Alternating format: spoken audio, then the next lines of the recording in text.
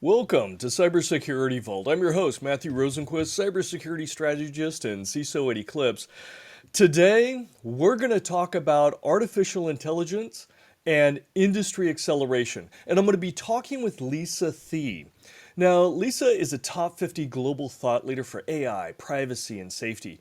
She's a consultant to some of the world's most innovative healthcare and global technology companies, including Microsoft and UCSF's Center for Digital Healthcare Innovation, which works to accelerate FDA approval for AI use in clinical settings. Lisa's also the CEO and co-founder of MinerGuard, an artificial intelligence software company focused on making people safer online and in real life. She's also an author. We're going to be talking about her upcoming book, but we're going to save that towards the end here. And today's podcast is created in part by Eclipz, securing data in transit through any cloud, network, or device. Welcome, Lisa, and thank you again for coming and talking with us. Matt, I've been looking forward to it. Thank you for having Well, we're gonna have some fun. We're because AI is such a juicy topic. It can be used in so many different ways, and healthcare is one of those areas. I mean, AI is emerging to become just an incredibly powerful tool in so many different areas, and it can be used for amazing good, like in healthcare, but it can also be wielded for malicious purposes. So there's always that two sides of the coin we got to talk about. So Yeah, and if there's anybody that I love to banter about that balance between safety and privacy, you are my favorite thought leader to collaborate with and learn from. Because frankly, we're on different sides of that coin, right? we are, but we always seem to come to a balance, right? There's got to be tension in the system because we have to represent both sides or multiple sides of discussions when we talk about that intersection between the good of technology when it comes to security and privacy and the potential downsides of it. So I always enjoy sitting down and talking with you as well. So Well, how I've never walked away without learning something from our conversation, so hopefully our audience has the same experience. I'm sure they will. And if not, no worries. I'm here just to learn from you. So it's all good. So, how did you first become interested in the possibilities around AI? I mean, what really got your teeth sunk into it, dragged you down that rabbit hole? Great question. So, what really got me energized around artificial intelligence was seeing the improvements that were being made in the applications of personalized medicine and precision medicine in healthcare back in around 2015, 2016 timeframe. There was some really interesting work that was happening in the academic research space in partnership with the private sector, including Intel, where we were both working at the time, where they were able to take the human genome and start looking at specific cancer treatments based on the genetics of the person that was receiving them. And I remember one particularly inspirational story where someone had a very short amount of time predicted to live, father of multiple children, beloved engineer at our company, and they were able to not only extend that time, but get him into full remission with more precision medicine treatments based on using the collaborative cancer cloud. And that just got me fascinated around the concept of what happens when you can access regulated data sets to solve really big, hairy problems in a privacy preserving way. So I got fascinated with federated learning. I got fascinated with artificial intelligence and being able to crank through just huge amounts of information, really for the human experience of what's possible when you can apply that towards something that benefits the individual or society at a whole. So when you're saying precision medicine, right? I mean, we've got doctors all over the world. We've got standards of care, in the U.S. So on and so. What are we talking about with the intersection of AI and precision medicine? Give me some examples here on how is that different, tomorrow with AI versus today with my normal doctor. So I think the vision that I am excited to see go forward is this. Precision medicine is being able to take your genes, your environment, your socioeconomic experiences around you as a person and apply that to your healthcare treatment. I've heard a statistic, I don't have the citation for it, but I've learned it from credible people within healthcare that 80% of outcomes for patients are much more deterministic about where and how they live versus what they're diagnosed with. And so I want to make sure that we are make we are looking at the whole person in healthcare, and that we are creating a frictionless customer experience for people that are already in a very difficult position to be able to recover and have the right to thrive both mentally and physically. The reason I think this is an interesting inflection point today for something like that in the future, leveraging AI, is, when I got involved with this back in 2019 with UCSF, I learned that there were only 6 novel models that were approved by the FDA for use in clinical settings globally. That's a staggeringly low number. Yes, it is. You'd think we'd have a little more diversity in the types of tools that we could use and the frameworks to apply them. Which is accurate in a lot of industries, but in healthcare, being that the data is so sensitive, the industry is fairly risk averse, they're highly regulated. There's a lot of concern about how do you safely share data in a privacy preserving way that allows us to innovate without violating the privacy of the people that are being treated. And so I think with the advances that we've had in cloud computing, in confidential computing and federated learning, and in the opportunity for AI models to be trained on real data and not synthetic data, we have the ability to reduce a lot of the bias in healthcare. We have the ability to get better treatments for a broader population of people. And we have the ability to accelerate diagnoses for things that are difficult to identify.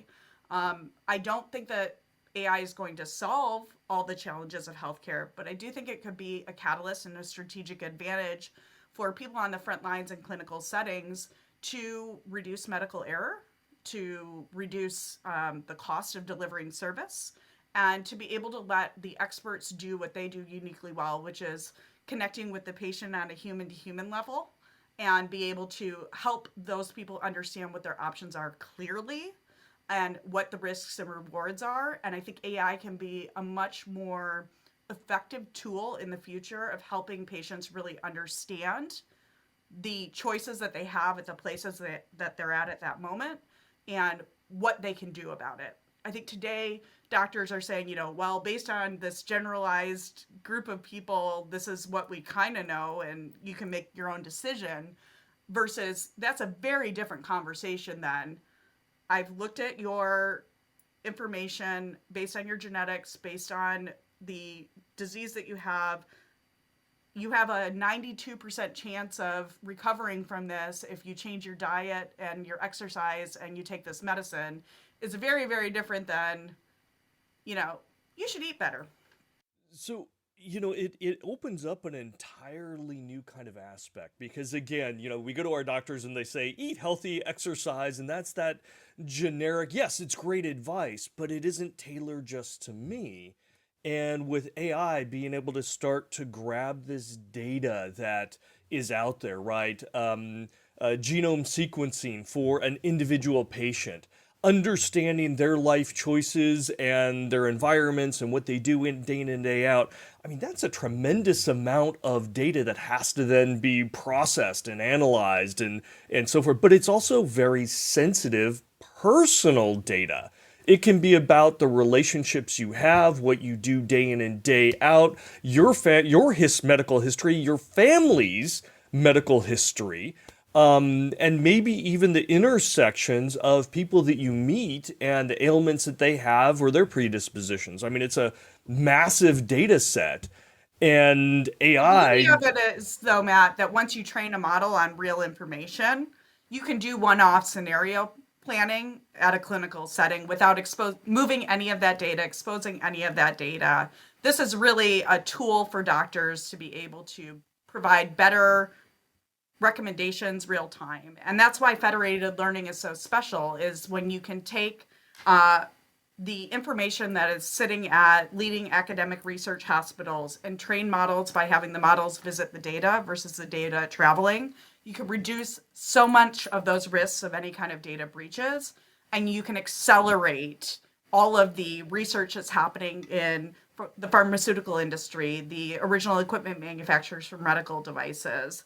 You can accelerate other academic research hospitals and startups in healthcare that are thinking about how to improve outcomes for patients in a more frictionless, cost-effective way. And so when you can see a whole industry get a catalyst for improving outcomes, that's the place that I love to be, at that intersection of influential leaders and innovation that are doing things in a safe and secure way. And the reason I know they're safe and secure is because they're building off a lot of the technology that has been developed for things like national security and things that are very highly regulated, sensitive data set industries, which is where my origins roots come from. It's working with federal agencies around disrupting sensitive global topics like human trafficking.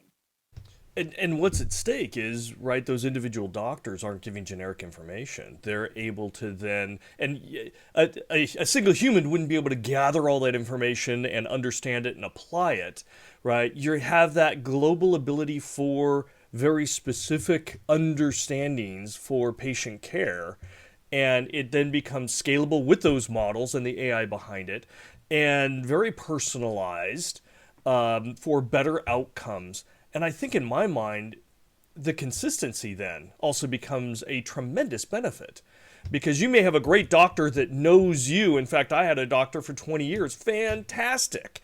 And then he retired. And I had to start all over again with somebody who just read a chart, a page and a half on me, instead of understanding 20 years of who I am and what I do and what I shouldn't do and everything else, and finding those balances. So in my mind, the consistency is also there.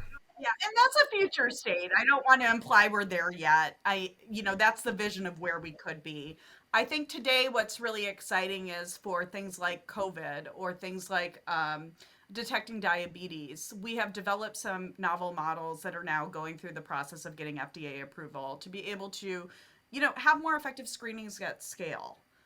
To understand long-term implications of things based on radiological charts, not requiring a doctor to fully know you perfectly. It's really about reducing the barriers for people to have better outcomes. Let me give you an example of how something like that could work, because I think it helped me kind of solidify it. If I know that I'm a woman, a middle age in Bangalore, India, with this type of cancer, with this type of genome, AI can help tell me how many other people with my genetics and my gender and my type of cancer that have tried this treatment that have had positive outcomes. I don't need to know their names. I don't need to know where they are. I don't need to know, I need to know from an FDA perspective for approving treatments that this has been tried 10 times and it's succeeded 10 times. And so it may be a really good path forward. You don't need to break privacy and share people's raw information in order to do that, but you can't train models unless you have robust, real information to reflect the patterns of what's happening in the world. Well, it all comes down to data, right? I mean, you have to have that massive influx of data, and de-identified data obviously can help in some areas, but there's also other areas that we do need to know some more personal information. Right. I mean, you need to know the patient's genome. You may need to know parents' genomes and behaviors, and associate those with the patient. And as we get bigger and better, right? I mean, you had mentioned COVID. It's not only my data, but as I'm walking around and our phone apps are tracking whoever is next to me, we may need to understand them as well. So there becomes this gray area now where there is de-identified data and there's pseudo de-identified data, and there's de-identified data that you could actually use AI to identify people, and so you That's kind start of the getting point, into these actually. areas. That's the point, is de-identified isn't really de-identified Yeah. anymore. We all know you can reverse engineer most things. And so the excitement that I've seen in this space and that disruption is, let's not commingle the data. Let's not move the data. Let's process the data on chip for very sensitive data sets to train models, and then delete everything that happened and just look at the validation report. Just be able to prove that this is working properly for transparency's sake, but never move people's information around. And today that is managed by lawyers, it's managed by research hospitals, it's managed by, protecting IP. And how can we start to leverage technology to make this information more accessible without increasing the risk profile of, you know, having exposures of data leaks? And that's what's exciting to me. We're taking very high-end technology to apply it to a very specific problem. This isn't a generalized solution where it's going to be everything everywhere. So, I'm always excited to be at the intersection point where benefits to society can be achieved at scale, and we can do it in a thoughtful way that balances the privacy and the safety of the people that we're looking to help. And privacy is always huge in healthcare. I mean, that has to be part of it. So Which is why the industry's a little slower to adapt, right? we need to get it right because we've gotten it wrong for so long, unfortunately. And that's why we've seen so many data breaches. But again, using the right technologies, applying the right behaviors, instituting the right processes can help mitigate and manage those risks. Now, tell me more about this project with UCSF and their digital healthcare innovation. Because I've been a part of UCSF and some activities there for a while. What's going on in this space, and how are they using, and how are you helping them use AI for better outcomes?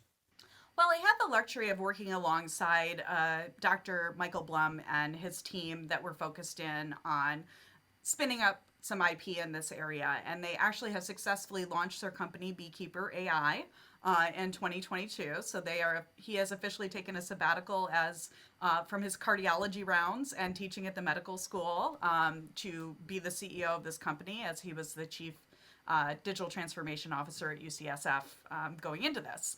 But with that said, I'm really excited to see how do we start blocking and tackling and making the vision real. They've just released a product in Microsoft Azure called Escrow AI.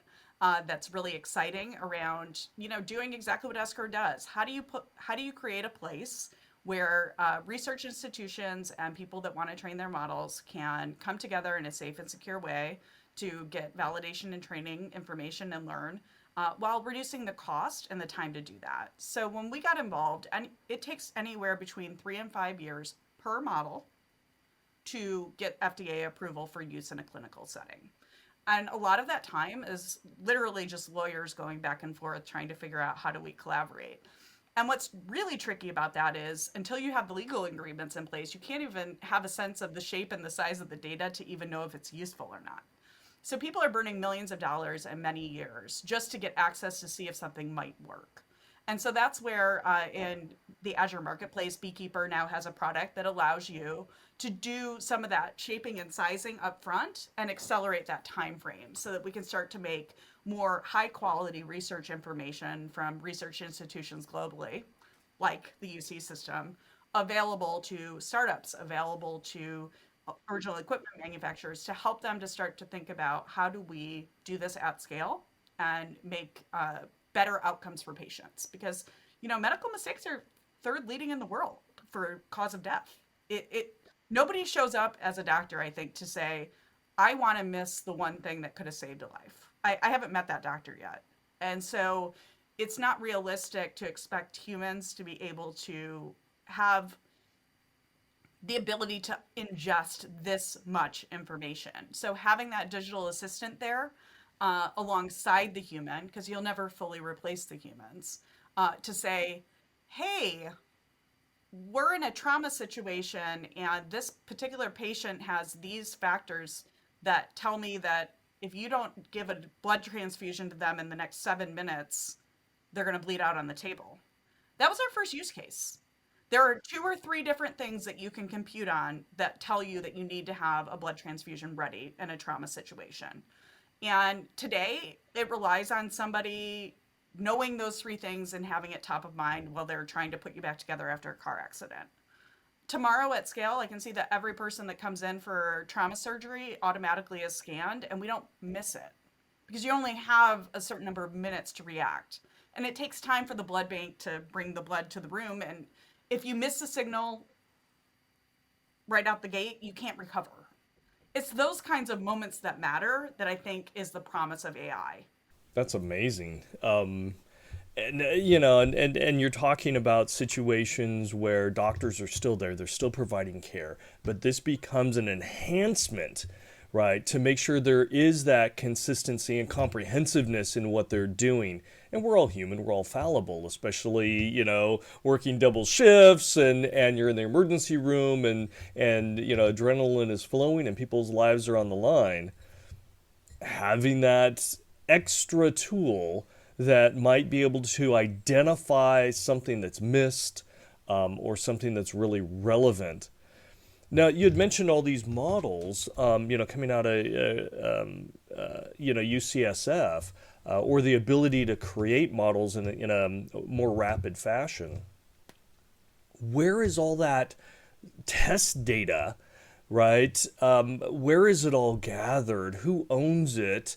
And how do they make sure that, yes, it still is going to fit with this accelerated intention of creating new models that are going to have better outcomes? Again, it all comes down to the data. How is, the UCSF team dealing with that in regards to ownership and privacy and security? Does anybody that join get access to that? I mean, what protections do we have?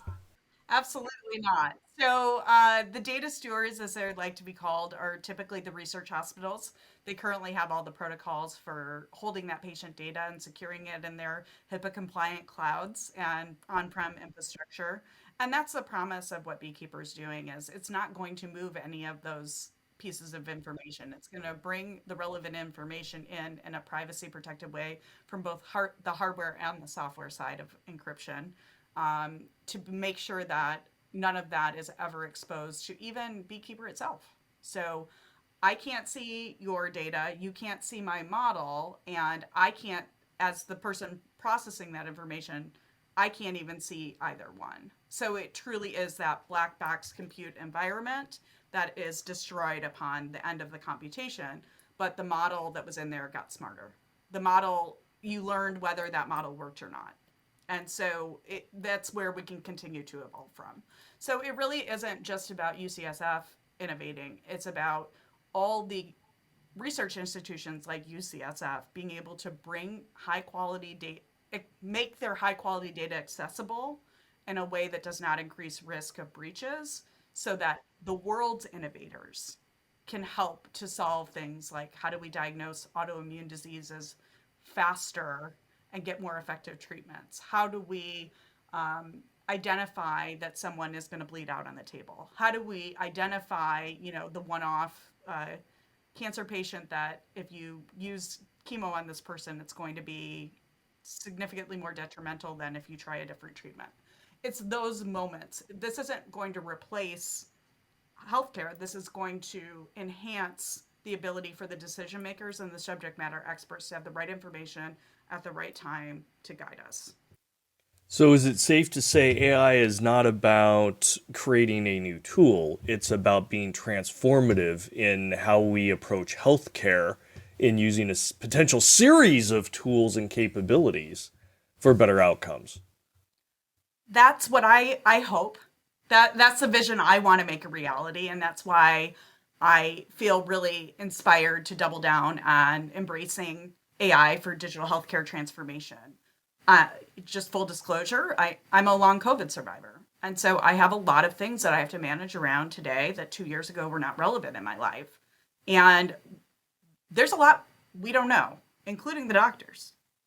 And I think that the more that we can leverage AI to bring the right answers at the right time to the front lines and democratize that information, the better patient outcomes are going to be. And unfortunately, I'm not alone. There's a lot of people that are living with a new way of living. And I think that the same way that AI has disrupted things like the transportation industry or the fashion industry and made things much more frictionless and fluid and allowed for a lot of innovation.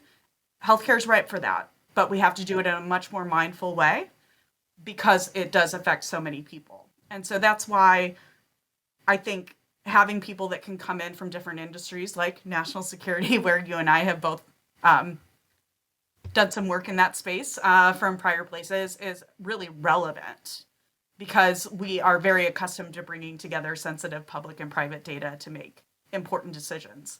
And so we know how to do that in a way that is not irresponsible.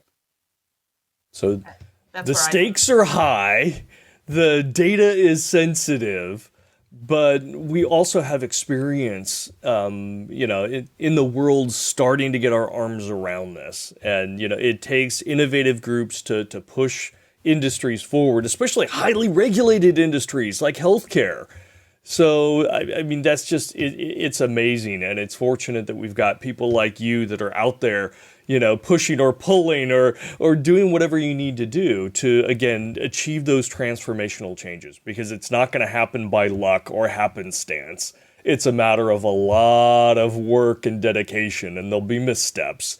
But that's how we learn, that's how we get better. And if at the end of the day we're able to save more children and adults and transform people's lives for better everyday living, it makes a lot of sense that we're investing this brain power to make it work. Yeah, for me, Matt, I'm sure you see this as well. Like, this is a team sport. This is not an individual sport. And so I think, bringing thought leaders like yourself that can be like, whoa, whoa, whoa, did you think about this? Time out, time out. Let's address Or the problem, not sweep it under the rug. Yes. the policy folks that are like, have you really thought about how this could be used in other parts of the world that maybe don't have the same human rights standards? Or, the folks in, the insurance industry that have to codify all of this stuff and make sure that we're not creating bigger problems for providers to be able to do what they need to do. And so, I see myself as a very small piece of a much bigger play. And I think the reason I'm energized by it is, who doesn't want to spend time with the most diverse set of smartest people in the room, where you've earned your seat at the table because you've seen it done somewhere else? That's Yeah. kind of where I see myself. I've cross-pollinated a lot of industries. I've kind of seen what works and what doesn't work, and I can be there to be the nudge, keeping everybody moving forward and saying, we're not just going to stop here and say good enough is good enough, because lives are on the line, and healthcare shouldn't be only for people that can spend their time and money and support system to keep them afloat. Like, we need to make it more accessible for everyone. We are at a place where we have the technology to do that. And you have a tremendous background, right? You've worked in all these different things. How did that base of experience help you as you started moving in and understand the possibilities for AI? So I think having a background from Intel is a luxury in that, for 18 years of my career, I could pick up a phone and talk to an expert in whatever I was interested in. And usually people are pretty generous when they are inspired by the mission that you want to make real in the world. So I think my corporate days gave me access to people like data scientists and engineers in the cloud, and just frankly core areas that aren't my area of expertise. So I could bring together the right people, including people like yourself, the cybersecurity experts, right? To say, hey, if we look at this societal problem or business problem, how can we all come together to overcome these hurdles? And I think, AI is a good unifier because it's a tool, it's not a solution. There is no one person in the room that can fix the situation. Everybody needs to work together to create a new future. I think through that process, I learned that it's a little bit easier, at least for my temperament and the speed with which I like to work, to innovate in more of a startup environment than in a large corporate culture. And so that led me into entrepreneurship in my 40s. It was an accidental move. That was not my lifelong aspiration. But I saw some problems in the world that I wanted to be solved, and I recognized that there wasn't anyone that was going to solve that from only the nonprofit sector or only the tech companies. It had to be a broader view. And so I could convene those people, which is what led me into entrepreneurship. And then last but not least, I would say that, being an entrepreneur for the last 5 years and being able to be an advisor for many CEOs now, both CEOs of small companies and, VPs and up of large companies, I recognize 99% of the time, the teams that need to come together don't understand each other's languages at all. And they're saying the same things in different terminology and totally missing each other. So if I'm really honest with myself at this point, the role I typically play is translator between the business people, the technical people, the different areas of expertise, to get them energized and focused on the mission of what's possible and help them get out of their own ways when they get stuck. That's amazing.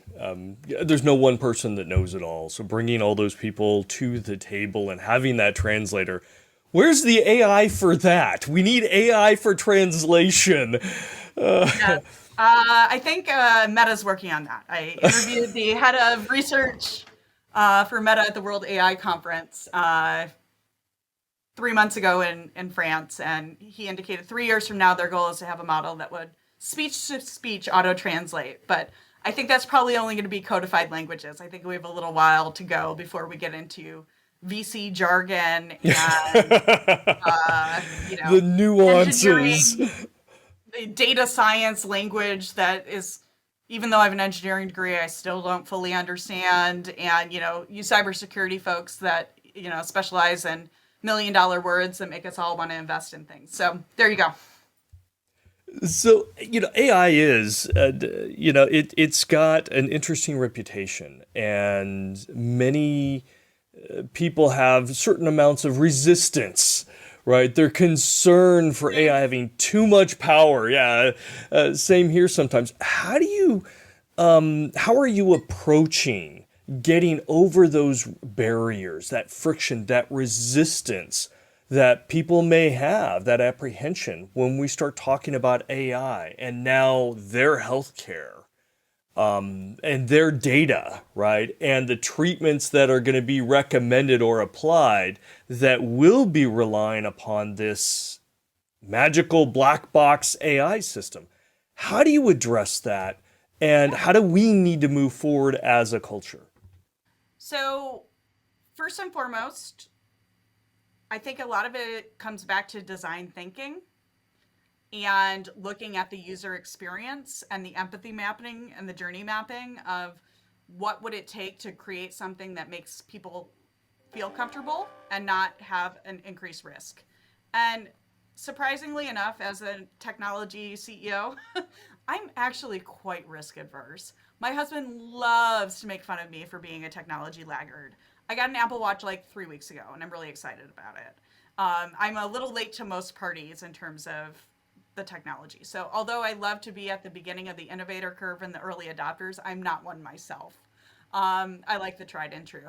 So I think that there is something to be said for looking at the problem as a business problem and AI as one of the tools in the tool belt, but not as the solution that allows you to get over some of those hurdles. Because we already have real world controls in place to prevent some of the worst case scenarios that we're all being vigilant about. And it's how do you apply the technology in a way that doesn't remove those real world barriers? We are not ripping and replacing and making all decisions based on AI. We're not moving and commingling data that's regulated. We are not, we are operating in a zero trust environment by design, because that is the only way that we see going forward to be responsible doing something like this, which means it's not a broad brush stroke. This isn't going to be one piece of software that's developed and sent all over the world and go be the billion-dollar unicorn.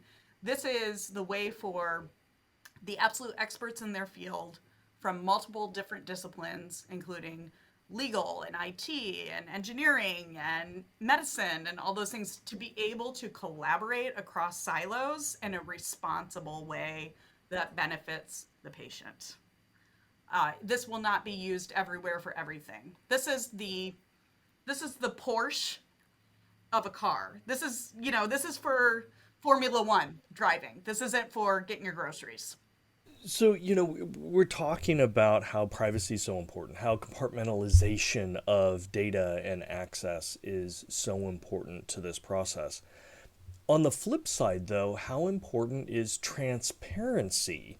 And where do we find that optimal balance between privacy and transparency? I think there's a lot of people smarter than me working on AI explainability and transparency. I can say in this particular first step of an instance, really everything is focused on transparency and verification because that's what the FDA requires in order to approve a model for clinical settings. So the whole goal was to increase the transparency of training to prove that a model will work as well on a woman as a man, on a person in Iran as it will in Columbus, Ohio. That it's not going to only be trained on one population that does not generalize well for the treatment of others in other places. um, that's the whole point of it, is to be able to demonstrate not on real patient data that this model can be reproducible, predictable, and effective.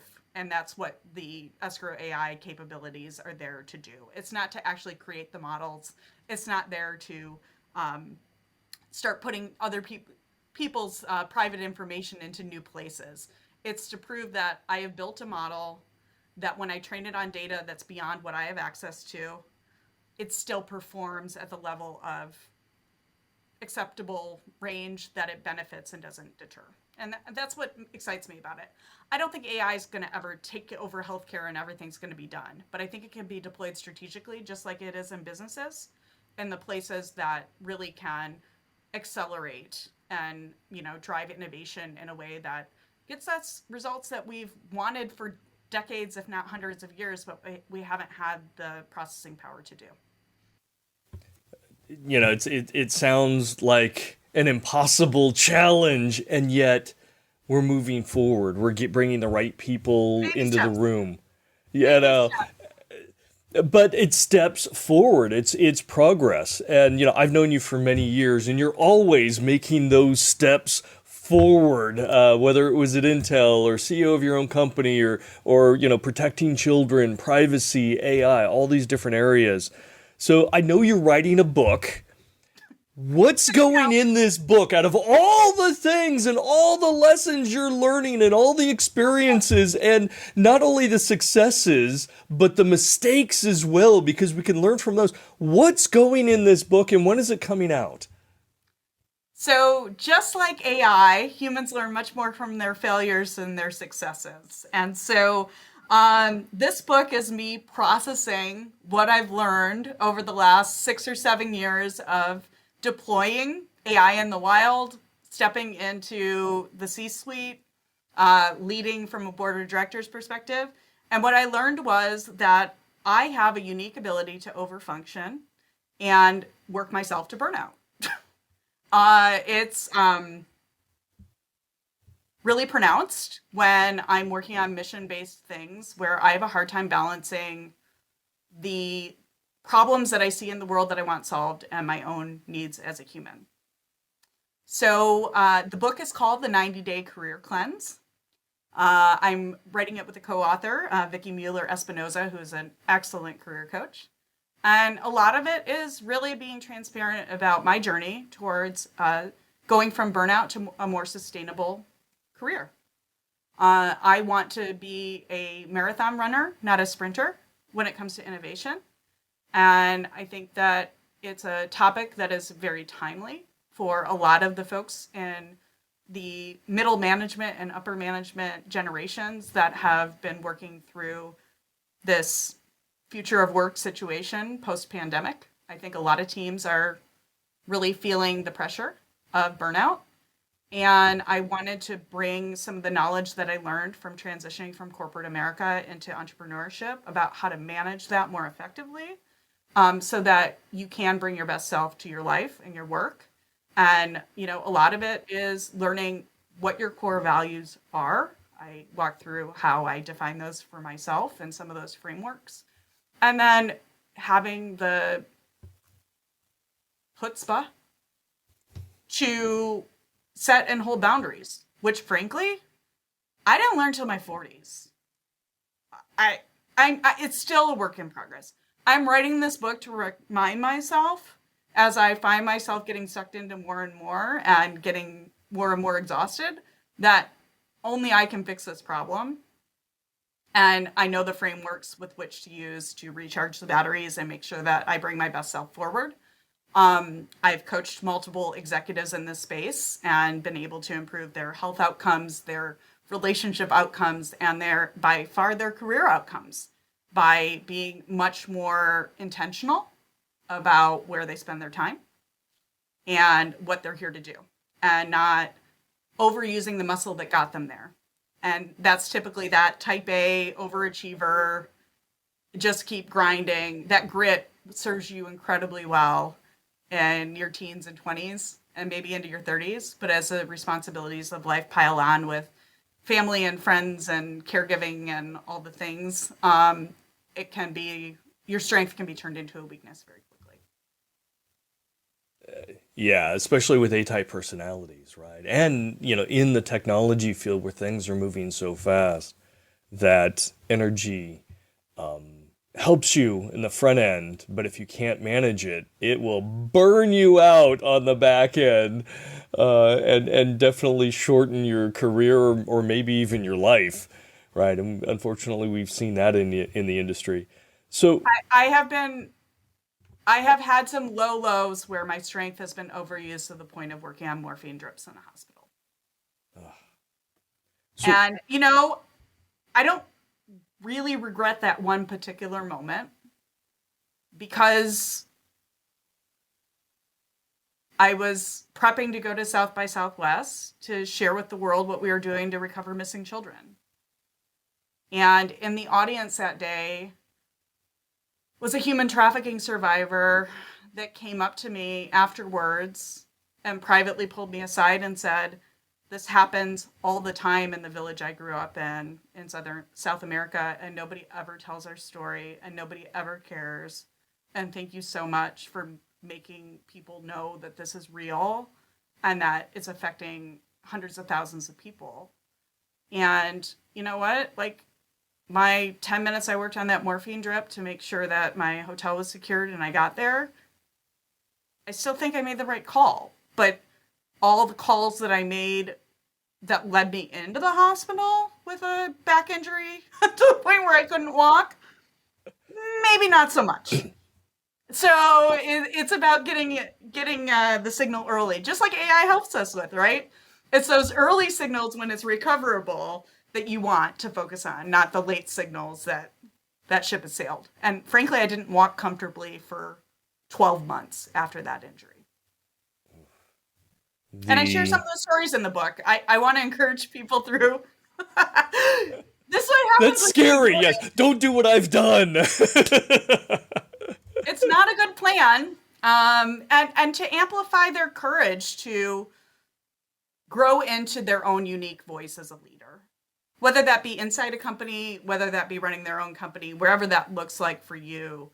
Not spending all of your energy playing the game and spend your energy doing something you can do uniquely well. I mean, when I started in this field 20 years back and I wanted to work on things that improve the lives of marginalized women and children, I can't tell you the number of early managers in my career that were like, just go work for a nonprofit.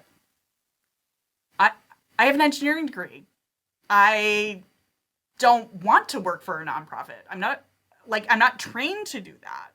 I want to bring innovation to the people that are on the front lines at the nonprofit to be able to do what they do uniquely well, faster, and more effectively. And technology can do that if it chooses to focus on it. And sometimes that's the only role I play. I'm the neck. I'm trying to turn the heads to focus on different areas that maybe aren't the first places where people innovate. Well, AI is one of those technologies that can drive innovation, right? And, hugely important, powerful tool, but there's still a step between, okay, yes, it's a powerful tool, but how do we actually implement it for meaningful outcomes? And that it can be a chasm. And, we need people like you who are out there trying to build the bridges so lots of people can get across. Yeah, I mean, English is a powerful tool to communicate, but just because you know English doesn't mean you know how to write a novel. Like, AI is the same thing. It's a language. So what is your advice then? What is the key takeaway for the audience that's listening to this, who may be in that technology space or wanting to use AI or is concerned about AI? What's that piece of advice that you would pass on? Yeah, so I think these are my few takeaways. First and foremost is if you feel yourself on the teetering of burnout, recognize that it is okay to slow down, reassess, and redefine your career. Number two, if you are concerned about AI, good, you should be. The question I ask myself as a leader and as an advisor every time of the people that I'm coaching is, if you build this technology and it gets acquired by someone else and completely misappropriated, should this exist in the world? And I think that's a question that we all have to ask ourselves every time. Third is that a lot of innovation in technology, I mean, just full transparency's sake, gets funded by things like criminal enterprises in the pornography industry. They are early adopters. And so I just encourage people to think about what exists in the world that makes certain things work really, really well that can be applied to places that would benefit the public sector. Whether that be your passion about animals or seniors or the environment. I don't care what you care about. I care that if you care about something, you're thinking about how to help people at scale. And that's what technology does. It is not positive or negative. It's a tool that amplifies and builds communities and makes things go faster. And so I would love to see more leaders in technology taking those amazing skill sets that they have for their day jobs that pay their mortgage and maybe using their nights and weekends, or, maybe stepping out and leading a company in a place that could really drive systemic change to benefit all of our human experience.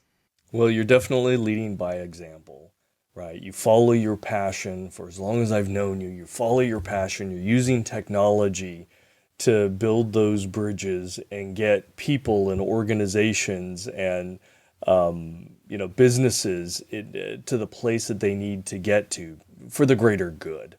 So thank you very much. I look forward to the book coming out soon. When is it coming out? Yeah, we expect to publish in 2023. So we will keep you posted. And if you want to be kept up to date on when it's available, you can visit my website at lisathee.com. That's LISATHEE.com. And that has my TED Talk. It has some of my keynote capabilities on there. And if you ever wanted to connect to talk about some consulting in the areas of digital safety and confidential computing, I lead Launch Consulting's Data for Good sector. And we have a full suite of engineering, project management, and management consultants that can come in and help you take your vision and help you determine where you are today and a map of where you want to go. Outstanding.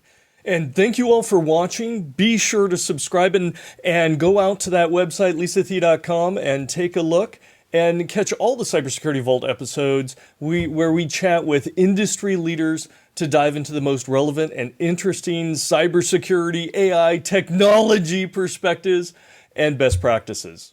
Thank you much.